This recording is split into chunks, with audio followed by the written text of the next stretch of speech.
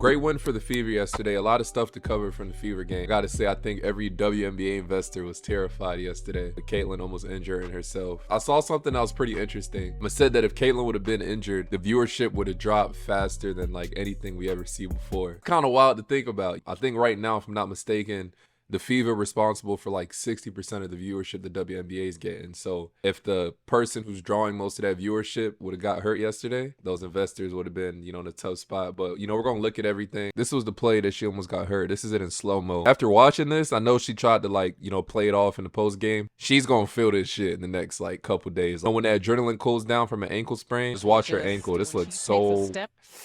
That's painful, right there bro. with the left and no one in the area. Just this was Caitlin Clark's reaction to her ankle sprain, so I'm gonna play the clip. I look really soft. It wasn't that bad. It's hurt, but it hurt. So sometimes you just need a second to give yourself a second. If you ever sprained your ankle, it just kind of stings for a little bit. So I was good. They're like, you want to go in the back? I'm like, no, please, just tape right here. Let's go. We gotta keep going. Get on with the game. But I've done it a few times, so it is what it is. You're not a real basketball player if you haven't sprained your ankles a bunch. That's when you know. Yeah.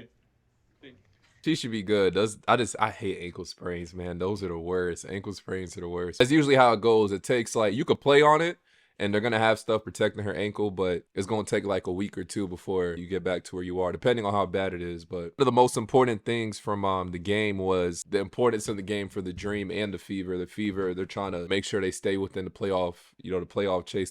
I think they're good. I think they're for sure in the playoffs already. Dream, if they would have got that win yesterday, I think they would have took over Chicago's Sky spot. So now that the Fever beat the Dream, I think they're one game behind now, but the Fever, they also play the Sky. If they wanted to crush the Sky's playoff hopes, they could have lost that game on purpose. I think Caitlin Clark gave some interesting comments about, the playoff push and the importance of this game they just played yesterday for both the Fever and the Dream. So I'm gonna play this clip. I don't think that's not a conversation that we've honestly had. I think everybody's aware. It doesn't really need to be spoken. If you are following the league, it's very evident of what it is, and obviously the playoffs are where we want to be, and we know how close that race is going to be. So every single game is important, no matter who you're playing, whether people are have already clinched their playoff spot, whether they might not even make the playoffs. Every single game is going to be important for us down the stretch, and I think every person in our locker room knows that. But I think we're just trying to go one game at a time.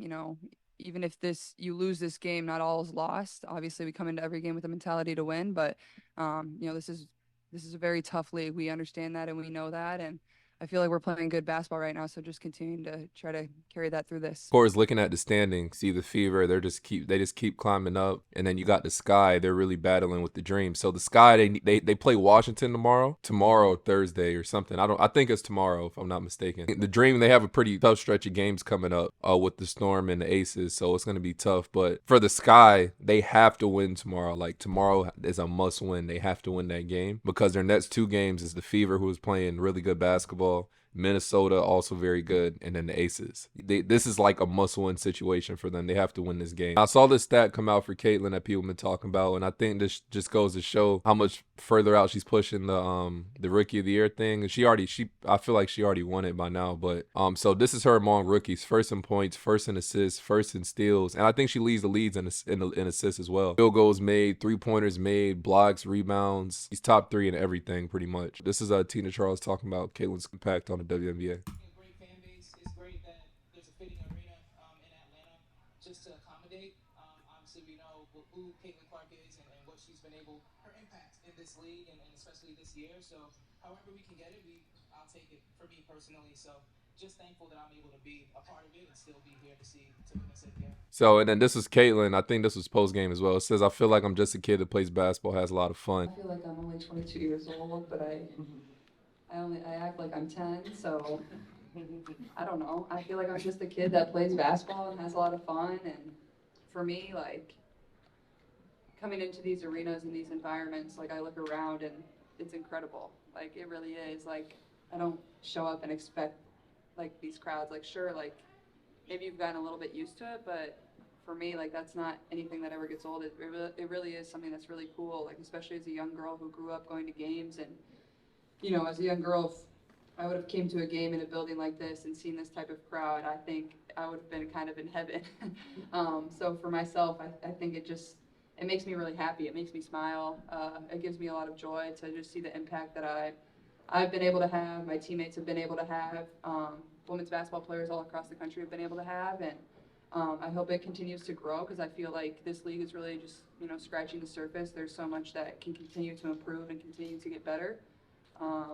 And I hope I'm a part of that going forward and, you know, just being an advocate for every single person in this league and, you know, keep pushing this thing forward and enjoying it all at the same time and having a lot of fun. She's had such a massive impact. I think that's why that injury scared a lot of investors a lot. I saw something that came up and it was comparing the viewership numbers from last year to this year and what could have potentially happened if she was out. And I was just like, damn, you know, that just goes to show how important she is. If she was out, we probably would have saw a wild, you know, drop. And, you know, it would have been reported, of course, but that's just so crazy to think about. You know, that's, you know, a lot of WNBA investors on the edge of their seat, you know what I'm saying? So that was pretty crazy. You know, thankfully she's not, and I'm excited to see that Sky and Fever game on Friday. That's going, you know, I'm excited to cover that. Yeah, it's dope. You know, I'm happy she's good. She's very important to what the league got going on. They need her a lot. Like, she's very key to what's going on. I really do think the W's in good hands. Even next year's rookie class and then moving forward with Juju and Flage after, you know, Paige Becker comes in, they have the opportunity to really grow this thing. Right now, we don't even know the next, you know, big thing yet coming out of high school. You guys know, like, for the NBA,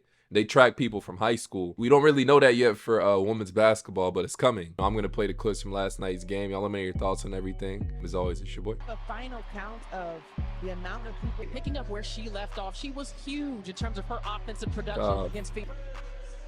That's Cena Charles' first bucket of the game. Caitlin Clark back into the... And wide open is Caitlin Clark, but she can't knock it down from up top. Tries it again from a different spot. Yo, her three-pointers feel so draining. Either goes swish or hits right on the back of the net. It's like, I know it pisses off people. Jordan Canada, still with the assignment for Clark. Mitchell, can she keep the hot hand? She's still just trying to stay connected. All right, look. Kelsey Mitchell, let her run some point. Just give Indiana a different look offensively. Atlanta surging in this third quarter. Behind the back door. Not shooting the three that easily or that comfortably. Ties the WNBA rookie record that Ryan Howard set. Couldn't finish at the rim. Wow, Indiana been able to put the ball in the basket. But does